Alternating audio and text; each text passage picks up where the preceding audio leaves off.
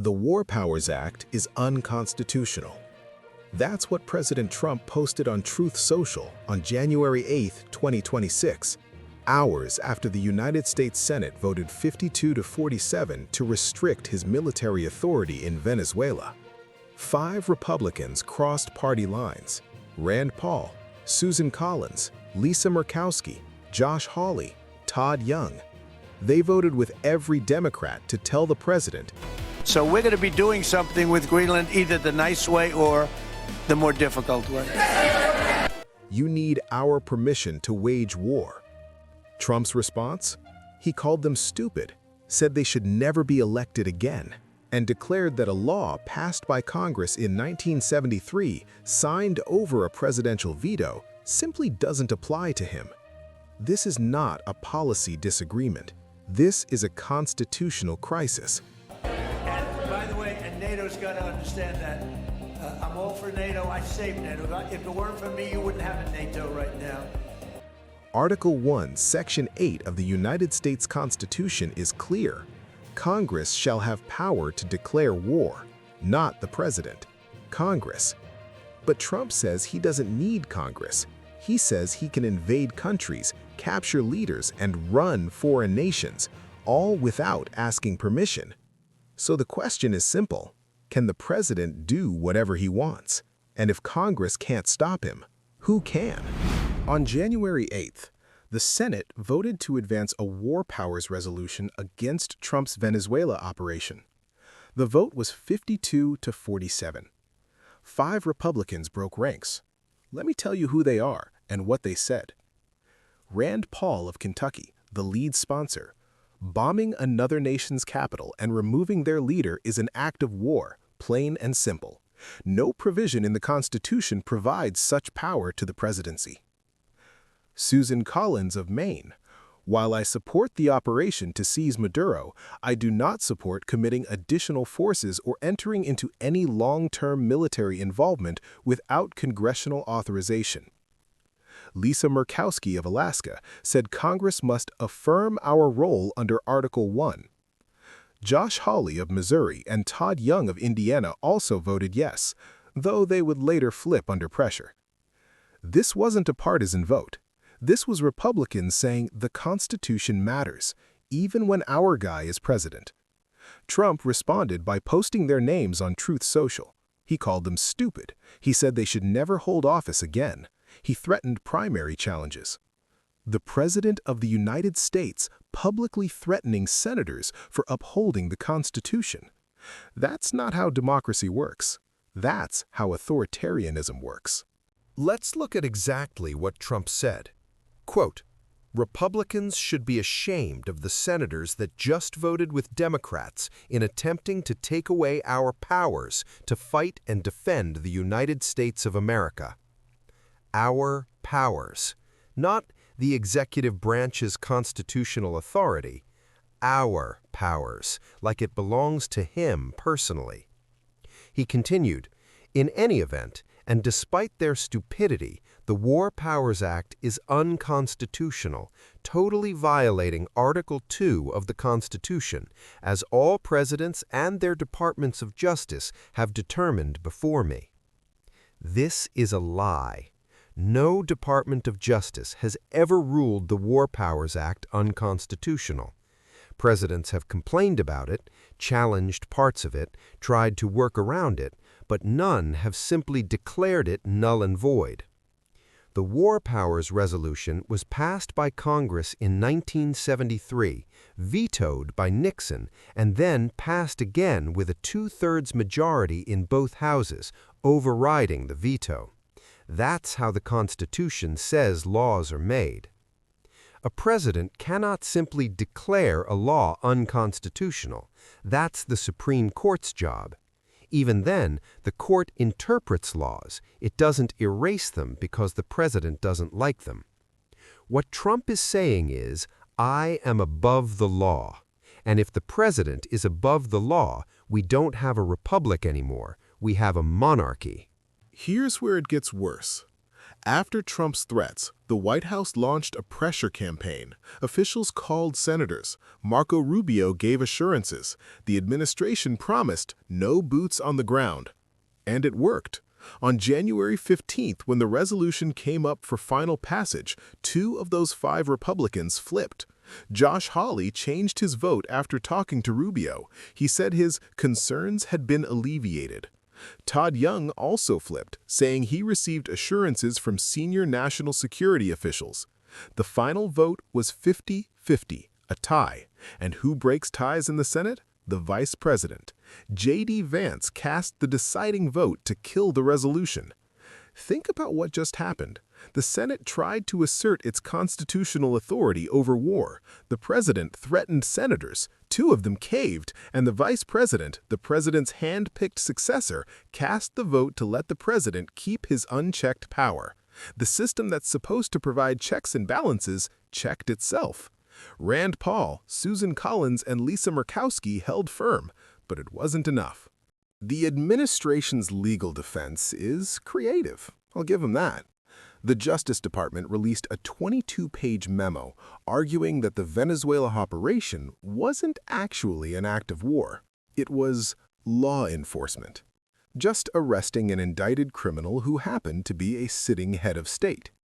Senator John Barrasso put it this way: "This body is being asked whether the president has the authority to arrest indicted criminals. Of course he does." Let's examine that logic. The arrest involved more than 150 aircraft, special operations forces, strikes on Venezuelan military positions, at least 80 people killed, including 32 Cuban military officers. An 80-year-old woman died when a missile hit near her home. Some arrest warrant. The memo also argued that because the operation wasn't expected to trigger a war, it didn't require congressional approval. Expected? By whom? The president who ordered it? That's like saying, I didn't think robbing the bank would get me arrested, so it wasn't really a crime. If a president can call any military action law enforcement and bypass Congress, then the War Powers Clause is meaningless. The president can invade anyone, anytime, as long as he frames it as an arrest. That's not a legal argument. That's a loophole the size of an aircraft carrier. If you think the Venezuela precedent stays in Venezuela, listen to Senator Lindsey Graham. Graham defended Trump on the Senate floor. He said the War Powers Act is patently unconstitutional. He said Congress can't substitute our judgment for the decision itself to use military force. Then he was asked about Greenland, the Danish territory Trump has threatened to take by force. Graham's answer? The commander-in-chief can use military force anywhere he deems necessary. Anywhere, including a NATO ally. This is the principle being established. The president can launch military operations against any country for any reason without asking Congress. Venezuela today, Greenland tomorrow, Iran next week. Senator Tim Kaine announced he would force votes on resolutions blocking military action in other countries Trump has threatened: Colombia, Cuba, Mexico, Nigeria, and Greenland. But if 2 senators can be pressured into flipping their votes, what's the point? The Constitution says Congress declares war, but if Congress can't or won't enforce that power, it's just words on paper. Let's put this in historical context. Panama, 1989. President George H.W. Bush invaded to capture Manuel Noriega. He notified Congress. There were existing U.S. bases in Panama. The operation had some legal framework, even if controversial. Iraq, 2003. President George W. Bush got explicit authorization from Congress before invading. The authorization for use of military force passed the House and Senate. Libya, 2011. President Obama launched airstrikes without congressional approval. It was controversial. Critics called it unconstitutional, but Obama at least claimed to be operating under UN authorization. Venezuela, 2026. Trump invaded a sovereign nation, captured its president, killed over 80 people, and declared he would run the country. He didn't notify Congress, he didn't get authorization, he didn't even pretend to have a legal framework. And when Congress tried to reassert its authority, he called the law unconstitutional and threatened the senators who voted against him. This isn't a continuation of presidential overreach. This is a quantum leap. Every president has pushed the boundaries, but Trump isn't pushing boundaries, he's erasing them. Here's what scholars are saying. The Century Foundation just released their democracy meter. America's score dropped from 79 in 2024 to 57 in 2025, a 28% decline in 1 year.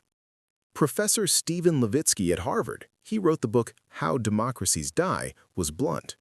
We are no longer living in a liberal democracy. Foreign Affairs, one of the most respected journals in international relations, now describes America as a competitive authoritarian state. That means elections still happen, but the playing field is tilted. Courts exist, but they're stacked. Congress exists, but it's been sidelined. The democracy docket is tracking hundreds of lawsuits related to what they call the administration's illegal and authoritarian actions. And it's not just Venezuela. It's the pattern. A president who threatens senators for voting against him, who calls laws unconstitutional because he doesn't like them, who claims power to use military force anywhere, who says he'll run foreign countries. This is what democratic erosion looks like. Not tanks in the streets, not a dramatic coup, just the slow accumulation of power, one exception at a time. Until one day, there are no more checks and no more balance. The founders created 3 branches of government for a reason. They knew that power corrupts. They knew that anyone, even a president, could become a tyrant if left unchecked. So they gave Congress the power to declare war. They gave the courts the power to interpret law. They gave the people the power to vote. But checks and balances only work if people use them. The Senate had a chance to check the president's war powers. 5 Republicans stood up, then 2 sat back down, and the check failed. The courts are hearing cases, but the administration is already ignoring rulings it doesn't like. And the people? We're watching. Some of us are cheering. Some of us are horrified. Most of us are just trying to understand what's happening. Here's what's happening. The President of the United States says he can do whatever he wants, and so far, no one has stopped him. Senator Tim Kaine put it this way: "The Constitution is clear. Only Congress can declare war. We cannot allow democracy to devolve into the tyranny the founders fought to escape." That's the question for our generation. Not whether Trump is right or wrong about Venezuela, not whether Maduro deserved what he got. The question is, can the president do whatever he wants? If the answer is yes, then we don't have a constitution anymore. We have a king.